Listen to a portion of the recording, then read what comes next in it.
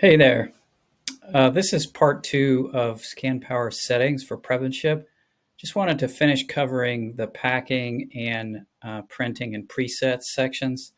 So we'll go through them kind of fast, but I think you'll find that things are organized in a way that corresponds with each section of the app.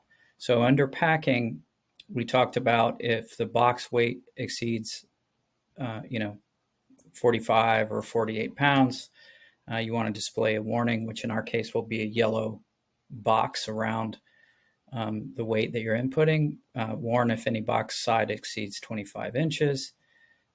Default expiration dates to today plus 2 years. So this is when you're going to enter an expiration date, particularly if you're selling a lot of cosmetics or things that may not even have expiration dates but require them. You can default them into the future enough that it makes it easier.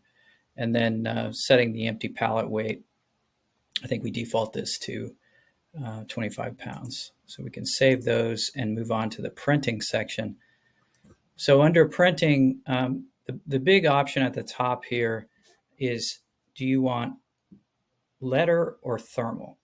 And the reason to choose thermal is if you do a lot of LTL or non small parcel shipments, um, those automatically get generated in 4x6. If you do a lot of SPD or small parcel shipments and you're purchasing shipping through Amazon partner shipping, um, choosing letter will cause the labels generated by Amazon. We'll split those into 4x6 sizes on the ScanPower side, and we will order them by box labels first and shipping labels first and then box labels second. And the reason that's important is if you are already printing box labels on demand in ScanPower, when it comes time to get the shipping labels, you don't need the box labels. So those are sorted second, and all you need to do is print the first 1, 2, or 3 pages of the shipping labels. So choose thermal primarily if you're doing LTL, or choose letter if you're doing both, and then choose the split shipping labels option when you choose letter for SPD shipments. And then the second section is setting up the printer. So we have a whole help solution for setting it up. You need to download a program called QZ Tray, and then it will identify your Zebra or Dymo printer. And the second section is about label sizes. We'll continue to support other label sizes, but there's a fair number that we support here. And then there's two options about when to automatically print labels. We can print them as you're listing items into a batch, or as you import a spreadsheet, we can just generate the FNCQ labels then, or we can print them as you pack the item. So in ScanPower, if you're packing into boxes, you can scan a UPC and have the label, the FNCQ label, printed directly, apply that, and then put it in the box.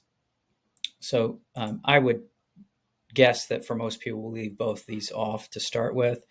And then there's some other options about whether to print the shipment fulfillment center on the label, and even include the shipment ID for those prep centers and warehouses that are dealing with multiple shipments for the same customer, or just multiple shipments for many customers. One that I encourage you to turn on is expiration date on the label.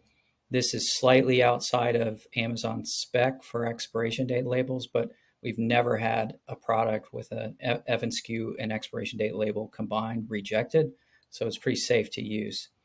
And then if you decide to choose 2D barcodes for carton contents, there's a few other options here. I won't go too far into those. And then under presets, we'll just real quickly cover those. Box weights and dimensions, LTL contact info, and then default of missing dimensions when you're submitting a feed. So that's a quick run through of the rest of the Prevenship settings. Reach out to us if you have any questions about how you should configure ScanPower for the best workflow. We're happy to help. Thank you.